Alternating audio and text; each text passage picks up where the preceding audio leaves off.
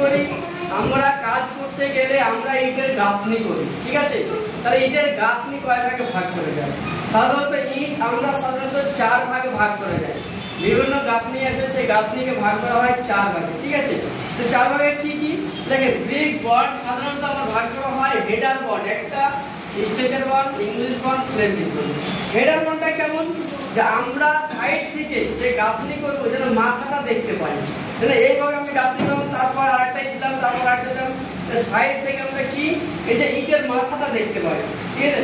দেখেন যেখানে বোর্ডে আমি ছবি করে দিয়েছি, এটাও হেডার, এটাও হেডার, এটাও হেডার, এটাও হেডার, এটা হেডার, এটা হেডার, এটা সবই কিন্তু হেডার আছে।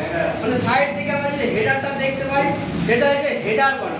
যেহেতু আমরা এই গাঁথনিটা সাধারণত যেটা কুপ তৈরি করা হয়, রাউন্ড কুপ, তখন এই গাঁথনিটা ব্যবহার করা হয়। আর কোথায়, যেখানে আমরা সিঁড়ি তৈরি করি, ইটের সিঁড়ি তৈরি করি, তা আমরা হেডার বন্ড দিয়ে ইটের সিঁড়ি তৈরি করি। এটা হচ্ছে আপনাদের হেডার বন্ড, বোঝা গেছে? তাহলে আমরা সাইড থেকে যদি ইটের এই সাইডটা আমরা দেখতে পাই তাহলে সেটাকে বলা হয় হেডার বন্ড। তারপরে কি, তারপরে আছে স্ট্রেচার বন্ড।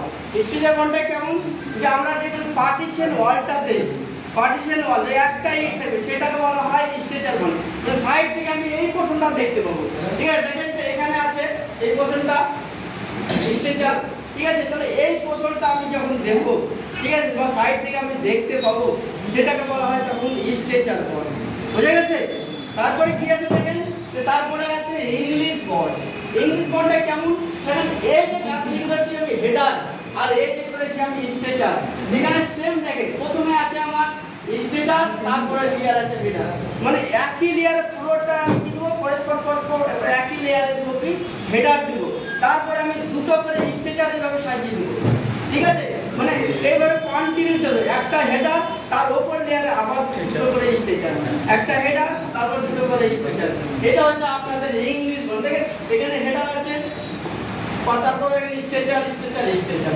এটা হচ্ছে আপনার কি ইংলিশ বন্ড, ঠিক আছে? মানে একই লেয়ারে থাকবে দুটো, পুরোটা হেডার, একই লেয়ারে পুরোটা থাকবে আপনার স্ট্রেচার। আপনি যে কোনো একটা দিলে হবে, পুরো নিচে আপনি পুরোটা হেডার দিতে পারেন, উপরে পুরোটা আপনি স্ট্রেচার দিতে পারেন। মানে এই দুটো রাউন্ড কন্টিনিউ চলতে হবে, একটার পর একটা, একটার পর একটা, এটা চলতে থাকবে। এটা হচ্ছে আপনার ইংলিশ বন্ড, ঠিক আছে? তারপরে কি আছে ফ্লেমিং বন্ড। ফ্লেমিং বন্ডটা কেমন, যে আমরা গাঁথনি করি একই লেয়ারে, যেটা আছে আপনার একই লেয়ারে একটা দিলাম স্ট্রেচার, দুটো স্ট্রেচার, একটা হেডার, দুটো স্ট্রেচার, একই লেয়ারে কি করলাম, যে একটা আমরা হেডার বসালাম, হেডার বসে দুটো আবার স্ট্রেচার করলো, এটাকে অনেকে চাবি গাঁথনি বলা হয়।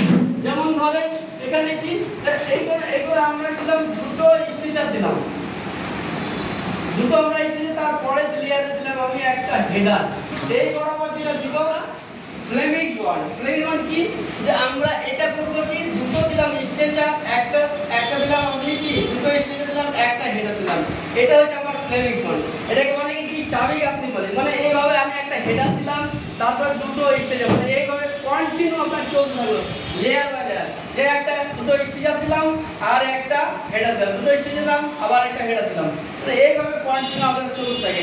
এটাকে বলা হয় আপনাদের ফ্লেমিং বন্ড, ঠিক আছে? তারপর আরেকটা বন্ড ধরা যায়, যেখানে তো গরমকালটা বেশি, সেই জায়গাটা একটা বন্ড করা হয়, সেটা বলা হয় র্যাপ ক্যাপ বন্ড। কিরকম, যে এই মিডিল দেখেন এইভাবে একটা ইট দেওয়া হবে, তারপরে এটা দেওয়া হবে, তারপরে এটা দেওয়া হবে, এই মিডিলটা আপনার ফাঁকা থাকবে, ঠিক আছে? তাহলে আবার এটা দিবেন, তারপরে এটা থাকবে, এই মিডিলটা আপনার ফাঁকা থাকবে। মানে এই মিডিলে আপনার অনেকে বালি ভরে দেয় বা জল ভরে দেয়, তাহলে কি হয়, বাইরে থেকে যে গরমটা আসবে ভিতরে প্রবেশ করবে, আপনার রুমটা পুরো সুন্দর থাকবে, একদম সুন্দর থাকবে, মানে ঠান্ডা রাখবে ঘরটাকে, মানে বাইরে যে গরম সেটা ভিতরে আসতে দেবে না। এই গাঁথনি সাধারণত আপনার রাজস্থানে করা হয়, যে মিডিলে ফাঁপা রেখে দেওয়া হয়, আর দিয়ে সেখানে বালি ভরে সেখানে প্যাক আপ করে দেওয়া হয় এবং ঘরকে ঠান্ডা রাখে। অনেকে কিচেন রুমেও করে, যে বাইরের তাপ যাতে ভিতরে না আসে, ঘরকে ঠান্ডা রাখার জন্য, ঠিক আছে? তাহলে আমরা এই বন্ডগুলো করি, ঠিক আছে? এই বন্ড যদি করতে যাই তাহলে আমরা কি করবো, 5 ইঞ্চি যে ওয়াল গাঁথনি করবো, 5 ইঞ্চি ওয়াল, এর রেশিও কত হবে 1:4। মানে কি, যে ওয়ানটা হচ্ছে এক বস্তা যদি সিমেন্ট দেয় 4 বস্তা আমাকে বালি দিতে হবে। যদি আমি 10 ইঞ্চি ওয়াল গাঁথনি করি, 10 ইঞ্চি ওয়াল গাঁথনি করি, সেখানে হবে 1:6। তাহলে একটা কি, তাহলে 10 ইঞ্চি যখন গাঁথনি করবো তখন আমি একটা দেবো সিমেন্ট, 6টা দেবো বালি। এইগুলো হচ্ছে আমাদের বন্ড। প্রত্যেকে ক্লিয়ার বোঝা গেছে তো?